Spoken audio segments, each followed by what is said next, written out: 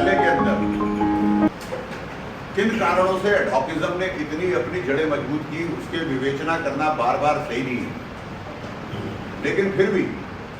इतना तो हम कम से कम संकल्प ले सकते हैं कि इस विश्वविद्यालय के अंदर एडहॉकिज्म का जो भी प्रचंड यहाँ पर एक तरह से तांडव मचा, उसको तो रोकने के लिए आगे संकल्पित हो सकते हैं।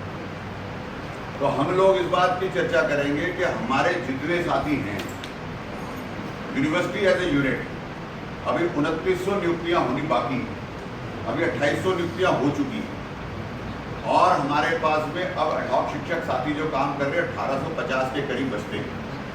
250 से ऊपर हमारे डिस्प्लेस साथी, उन सबको उसमें सम्मिलित करते हुए और बाकी लोगों को भी इंक्लूड करते हुए ये बाकी बची 2900 नियुक्तियों को पूरा कराएं। नंबर 1, इस प्रोसेस को डिरेल नहीं होने देना अपने किसी भी पॉलिटिकल रीजन के बावजूद। और साथ ही साथ हमने इसका पूरा प्रयास करना है, जिसका हमको पूरा आश्वासन मंत्री जी से मिला। करीब करीब जिन महाविद्यालयों ने जो अपनी रिक्वायरमेंट ईडब्ल्यूएस के हिसाब से यूनिवर्सिटी के पास भेजी थी, यूनिवर्सिटी ने उसको कंसोलिडेट करके मिनिस्ट्री ऑफ एजुकेशन तक यूजीसी के माध्यम से पहुंचाया। हमारी मीटिंग के बाद, मीटिंग के अंदर ही मंत्री जी ने ये बात कहा और उन्होंने कहा कोट भी कर सकते हैं मुझे कि इनको देने का हमारा पूरा विचार है। आपको ऑलरेडी सेंक्शन पोजीशन के 75% भी अगर आप पूरा कर लेते हैं और आगे चलते रहते हैं और उसमें कोई बाधा नहीं आती है, जो अब आने की संभावना बहुत कम है, और ये समय भी है कि इस समय हम किसी ना किसी तरह से इस काम को चलने दें, तो हमारे पास में करीब करीब उसका टोटल निकल जाता फिर 1000 पोजीशन। तो वो पोजीशन भी सेंक्शन होकर के हमें केंद्र की सरकार से मिल जाएं और बाकी बची हुई हमारे को 12 कॉलेजों के अंदर भी जो पोस्टें अभी अधर में लटकी हुई हैं, जहाँ पर 400 से कम शिक्षक साथी काम कर रहे हैं और 2017 के अंदर एडहॉक और परमानेंट की पोजीशनें मिला करके वो 650 से अधिक थी, जिनके ऊपर एक क्वेश्चन मार्क लगा रखा और हम उसमें भी पूरा प्रयास कर रहे हैं। हमारी बातचीत तो एलजी ऑफिस से पूरी इस विषय में चल रही है, ग्रांट्स को लेकर के भी कोर्ट का केस भी चल रहा है, वहाँ पर भी निर्णय हमारे ही फेवर में आ रहे हैं और अंत में हमारी एलजी साहब से बातचीत हो करके इसका भी कोई समाधान ऐसा निकले कि उन महाविद्यालयों में भी हमारे को टीचिंग पोजीशंस कम से कम सेकेंड ट्रांच तक की भरने की पूरे का पूरा आश्वासन मिल जाए और हमारे को सेंक्शन हो जाए, तो एक बड़ा कार्य हो सकता है। तो इसके लिए भी पूरा दम लगा करके अंदर भी लिखी, लेकिन प्राथमिकता जो है अभी हमारी रेगुलराइजेशन ही है और वो कुछ और समय वो 6-8 महीने चलने वाली है, क्योंकि 6-8 महीने के अंदर हमें लगता है कि और मामला तेज हो जाए,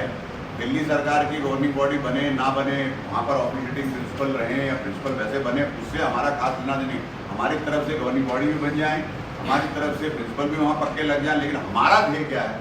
हमारा ध्येय ये है कि उन महाविद्यालयों में जहाँ पर अभी अपॉइंटमेंट प्रोसेस किसी कारण से भी स्टार्ट नहीं हो पाया, वहाँ पर भी स्टार्ट हो जाए, उसकी कड़ी में कुछ एडिशन होते चले जा रहे हैं और ये सब डूटा के और आपके संघर्ष का और दबाव का ही नतीजा है कि सत्यवती इवनिंग में, मोतीलाल इवनिंग में, अमरबिंदो इवनिंग में पैनल जाने की तैयारी है और तमाम कॉलेजों में मोतीलाल इवनिंग, मोतीलाल मॉर्निंग में पैनल जाने शुरू हो गए। तो ये वो कॉलेजेस हैं जो 100% यूजीसी से सैलरी के लिए फंडेड है, लेकिन यहाँ कहने के लिए तथाकथित रूप से आम आदमी पार्टी या जो भी सरकार दिल्ली में पार्टी रहती है वो अपने नुमाइंदे भेजती है और वो क्लेम करते हैं कि हम आएंगे तभी होगा। हमारा इसमें सीधा आर्गूमेंट ये है कि भाई जब ये लोग प्रमोशन कर सकते हैं और बाकी सारे काम कर सकते हैं,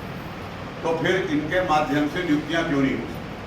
ऐसा तो नहीं है कि ये कॉलेज रुक गए हैं, यहाँ एडमिशन से ले करके और पढ़ाई से लेकर सारे कार्य सिर्फ एक ही काम के लिए जो है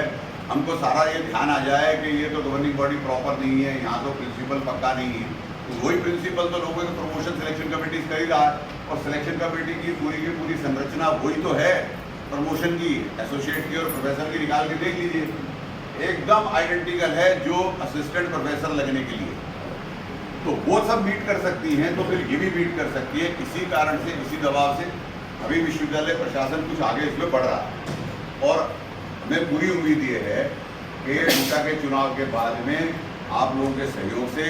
एक बार दोबारा जब एनडीटीएफ लेड डूटा के ऑफिस में अपना कार्यकाल अगली टर्म का स्टार्ट करेगी, उस समय ये सारे काम निश्चित रूप से सही डायरेक्शन में और अपनी स्पीड से आगे बढ़ चलेंगे। ये बहुत बड़ा कार्य ना केवल इंडिविजुअल लेवल पे टीचरों के लिए, शिक्षकों के लिए होगा, शिक्षा के लिए भी होगा, और साथ ही साथ में ये डूटा के लिए भी बहुत बड़ा कदम होगा, जब हमारे सारे साथी परमानेंट होकर के डूटा की आवाज़ बन के उसमें आर पैदा करके वो आगे बढ़ पाएंगे। तो साथियों, एजेंडा तो बहुत सारा